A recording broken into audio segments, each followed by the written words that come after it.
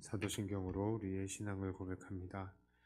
전능하사 천지를 만드신 하나님 아버지를 내가 믿사오며 그 외아들 우리 주 예수 그리스도를 믿사오니 이는 성령으로 잉태하사 동정녀 마리아에게 나시고 본디오 빌라도에게 고난을 받으사 십자가에 못 박혀 죽으시고 장사한 지 사흘 만에 죽은 자 가운데서 다시 살아나시며 하늘에 오르사 전능하신 하나님 우편에 앉아 계시다가 저리로서 산자와 죽은 자를 심판하러 오시리라.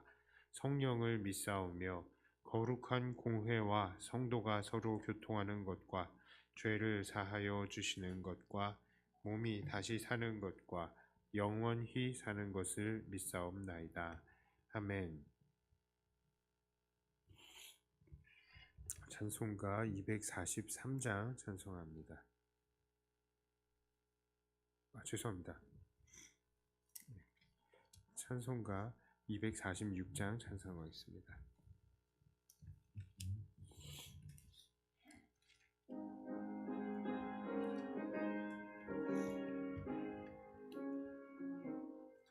나 가나안 땅 귀한 성에 들어가려고 내 무거운 짐 벗어버렸네. 죄 중에 다시 방황할 일 전혀 없으니 저 생명실에 가에 살겠네. 길이 살겠네. 나 길이 살겠네. 저 생명실에 가에 살겠네. 길이 살겠네. 나 길이 살겠네. 저 생명실에 가에 살겠네. 이불과 구름 기둥으로 인도하시니 나가는 길이 형통하겠네. 이 요단강을 내가 지금 건너누에는 저 생명실에 가에 살겠네. 길이 살겠네. 나 길이 살겠네. 저 생명실에 가에 살겠네. 길이 살겠네. 나 길이 살겠네. 저 생명실에 가에 살겠네. 내 주린 영혼 만나로서 먹여주시니 이 양식 내게 생명 되겠네. 이후로 생명 양식 주와 함께 먹으며 저 생명실에 가에 살겠네. 길이 살겠네. 나 길이 살겠네. 저 생명실에 가에 살겠네. 길이 살겠네. 나 길이 살겠네. 저 생명실에 가에 살겠네.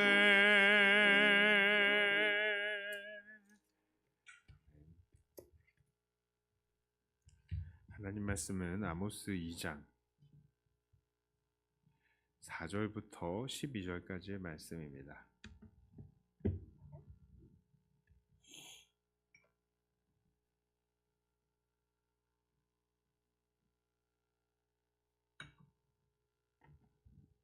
아모스 2장 4절부터 12절까지의 말씀을 제가 봉독해 올립니다. 여호와께서 이와 같이 말씀하시되 유다의 서너 가지 죄로 말미암아 내가 그 벌을 돌이키지 아니하리니 이는 그들이 여호와의 율법을 멸시하며 그 율례를 지키지 아니하고 그의 조상들이 따라가던 거짓 것에 미혹되었음이라. 내가 유다에 불을 보내리니 예루살렘의 궁궐들을 사르리라. 여호와께서 이와 같이 말씀하시되 이스라엘의 서너 가지 죄로 말미암아 내가 그 벌을 돌이키지 아니하리니 이는 그들이 은을 받고 의인을 팔며 그 신 한 켤레를 받고 가난한 자를 팔며 힘없는 자의 머리를 티끌 먼지 속에 발로 밟고 연약한 자의 길을 굽게 하며 아버지와 아들이 한 젊은 여인에게 다녀서 내 거룩한 이름을 더럽히며 모든 제단 옆에서 전당 잡은 옷 위에 누우며 그들의 신전에서 벌금으로 얻은 포도주를 마심이니라.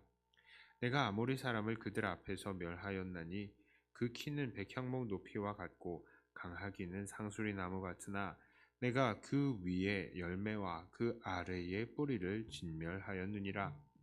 내가 너희를 애굽 땅에서 이끌어내어 40년 동안 광야에서 인도하고 아모리 사람의 땅을 너희가 차지하게 하였고 또 너희 아들 중에서 선지자를 너희 청년 중에서 나실인을 일으켰나니 이스라엘 자손들아 과연 그렇지 아니하냐.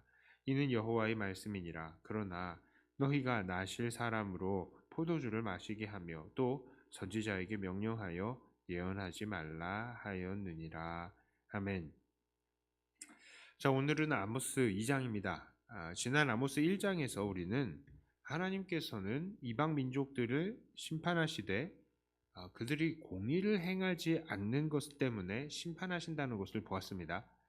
자, 그런데 오늘 본문에서 심판의 대상은 누구입니까? 그들은 바로 유다와 이스라엘입니다. 그렇다면 오늘 본문에 나타난 유다와 이스라엘은 하나님 앞에서 어떻게 살았습니까? 한마디로 말씀드리자면 그들도 이방인들과 다를 바가 전혀 없었습니다. 4절을 보니까 유다는 하나님의 율법을 저버렸다라고 합니다. 하나님의 율법은 결국 하나님 사랑, 이웃 사랑이 그 목적인데 지금 이스라엘은 하나님 사랑, 이웃 사랑에 다 최선을 다하지 않고 있다는 것입니다. 자, 그렇다면 북이스라엘은 어떠했습니까? 6절부터 보니까 이들은 은을 받고 의인을 팔고 신 한 켤레를 받고 가난한 자를 팔았다라고 합니다. 돈 없고 권력이 없는 사람들을 짓밟았습니다. 뿐만 아니라 이들은 하나님과의 관계를 전혀 중요하게 생각하지 않았습니다. 그래서 나시근과 같이 자기를 하나님께 거룩하게 바치는 사람들에게 포도주를 마시게 하고 그런 서약을 깨게 되는 건데요. 포도주를 마시게 하고 선지자의 예언을 금지시켰습니다. 그렇습니다. 이들은 하나님의 백성이다라고 말은 하지만 그 삶은 이방 사람들과 전혀 다를 바가 없었던 것입니다. 그래서 하나님께서는 이들에게 이방인과 동일하게 벌을 내리실 것을 말씀하시는 것입니다. 자, 오늘 말씀을 통해서 우리는 무엇을 깨닫습니까? 그렇습니다. 하나님께서는 이 세상에 공의를 원하시되 무엇보다도 우리 믿는 자들부터 하나님의 백성들로부터 그렇게 공의롭기를 원하신다는 것입니다. 우리 믿는 자들이 세상에서 빛과 소금의 역할을 하는 가장 핵심적인 방법은 바로 세상에 예수님의 이름을 전하며 복음을 증거하는 것입니다. 그래요. 그래서 사람들이 천국 백성이 되면요, 그만큼 이 세상도 정의로워진다라고 말씀을 드렸습니다. 자, 그러나 우리는 입술로 이렇게 복음을 증거함과 동시에 행동으로는 이 세상에서 착한 행실을 통해서 주님이 어떠한 분이신지를 증거해야 하는 것입니다. 마태복음 5장 14절부터 16절까지 이런 말씀이 있죠. 너희는 세상의 빛이라. 산 위에 있는 동네가 숨겨지지 못할 것이요 사람이 등불을 켜서 말 아래에 두지 아니하고 등경 위에 두나니 이러므로 집안 모든 사람에게 비치느니라. 이같이 너희 빛이 사람 앞에 비치게 하여 그들로 너희 착한 행실을 보고 하늘에 계신 너희 아버지께 영광을 돌리게 하라. 착한 행실을 보고 하늘에 계신 너희 아버지께 영광을 돌리게 하라. 지난 아모스 1장을 통해서 우리는 세상 사람들이 하나님을 두려워하지 않아서 공의가 없다라고 말씀을 나눴죠.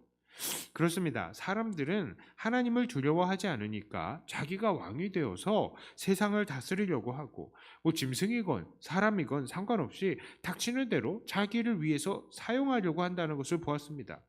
자, 그래서 이 세상이 어지럽고 무질서한 지옥같이 변해버렸다라고 말씀을 드렸어요.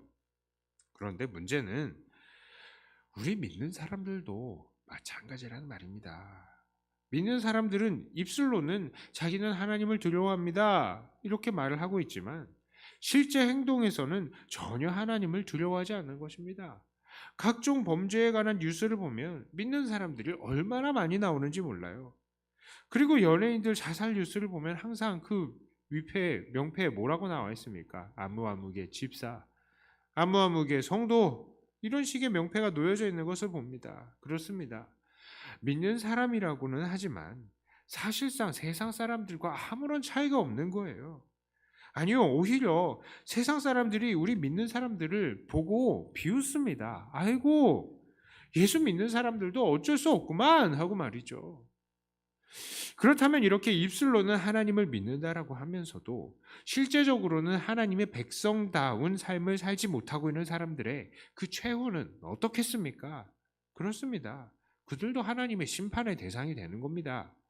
오늘 본문에서 하나님께서 유다와 이스라엘마저도 심판하시겠다는 것을 보면 이 말씀은 확실한 겁니다. 이들도 심판의 대상이 되는 거예요. 그러므로 우리는 어떻게 살아야 하겠습니까? 우리는 먼저 앞장서서 하나님을 두려워하면서 정의로운 삶을 살아야 합니다. 세상에 빛과 소금의 역할을 감당해야 합니다. 물론 저도 알고 있습니다. 우리가 아무리 하나님을 믿는다 하더라도 우리가 이 땅에서 정의롭게 산다는 것은 참으로 어려운 것 저도 압니다. 여전히 우리는 죄인이라서 죄를 사랑하고 죄를 추구하고 있다는 것 우리도 압니다. 그러나 아무리 그렇다고 하더라도 정의로운 삶을 추구하기를 포기해서는 안 되는 것입니다. 왜 그렇습니까? 세상이 제멋대로 자기의 욕심을 추구하면서 정의를 무시할 때에 우리도 그들과 똑같이 정의를 무시하게 된다면 하나님께서 세상을 심판하실 때에 우리도 그들과 똑같이 심판을 받게 되는 것입니다. 그러므로 말씀을 정리하면서 적용점을 찾아보겠습니다. 하나님은 하나님의 편이시죠. 어저께도 말씀드렸어요. 그렇습니다. 하나님은 하나님의 편이십니다. 그래서 그렇기 때문에 하나님께서는 하나님의 백성이다라고 말하면서도 삶으로 정의를 버린 자들을 심판하시는 것입니다. 그러므로 오늘 우리는 믿는 자로서 모범을 보이는 삶을 살아야 할 것입니다. 먼저 정의로운 삶을 살아야 하는 것이죠. 우리가 이러한 정의로운 삶을 살면 우리는 두 가지 유익을 얻을 수 있습니다. 첫 번째로는요, 우리가 심판을 면할 수 있다는 거예요. 피할 수 있다는 것입니다. 앞서 말했듯이 정의를 무시하는 것은 하나님을 무시하는 것입니다. 그러므로 이런 자들은 결국 세상과 같이 심판을 받는다라고 말했어요. 그러나 우리가 하나님을 경외하며 정의를 행하게 될 때에 그것을 통해서 우리는 우리가 하나님을 어떻게 대하고 있다는 것을 우리 삶으로 증명할 수 있는 것입니다. 자, 두 번째로요. 우리는 정의로운 삶을 살 때에 세상의 주님을 증거할 수 있게 되는 것입니다. 우리는 우리의 삶으로 예수님을 보여줘야 되는 사람들이죠. 우리가 정의로운 삶을 사는 것은 세상을 향해서 야, 원래 정의라는 건 이런 거야. 우리가 섬기는 하나님은 이런 분이야 라고 세상에다가 모범 답안을 보여주는 것입니다.